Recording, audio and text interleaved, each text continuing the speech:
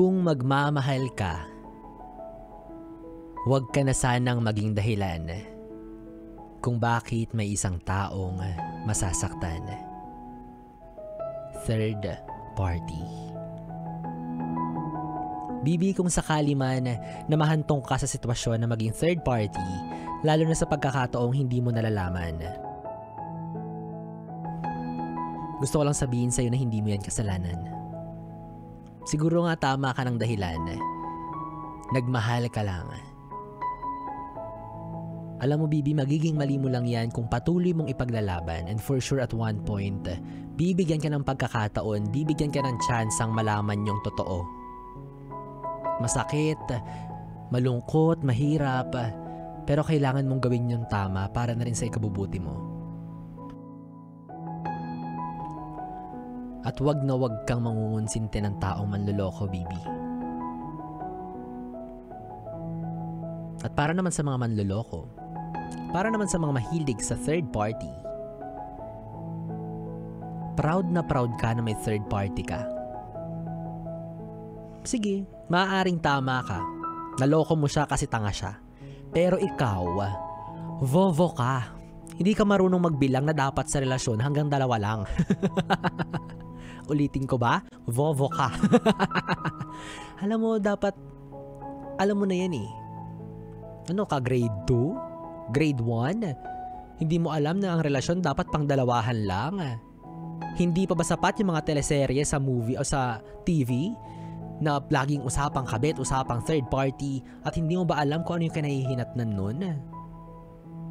Nabiktima mo yung totoong jowa mo, nabiktima mo yung third party mo, biktima mo silang 2 dahil isa kang malanding tao na hindi marunong makontento. At para naman sa mga kirida, kabit, mistress number 2, wala tayong magagawa.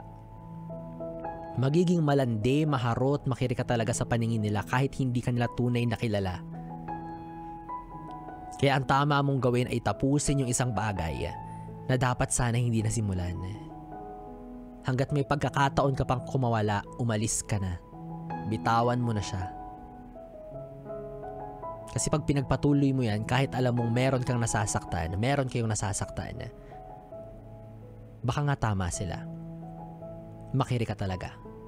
Kasi iniisip mo lang yung sarili mong kaligayahan habang may isang taong alam mong patuloy na nasasaktan. Pero paano mo nga ba malalaman kung isa kang kabit, no? Siguro kapag sa tinagal-tagal ng relasyon ninyong 2, never kang pinost sa internet. Uy, sigurista. Biglang nag-demand na i-my day siya, takot maging third party. Ay nako, pero alam mo ba na ang tunay na definition ng third party or party rather ay yung kapag ginawa mo kong bibi. Yee!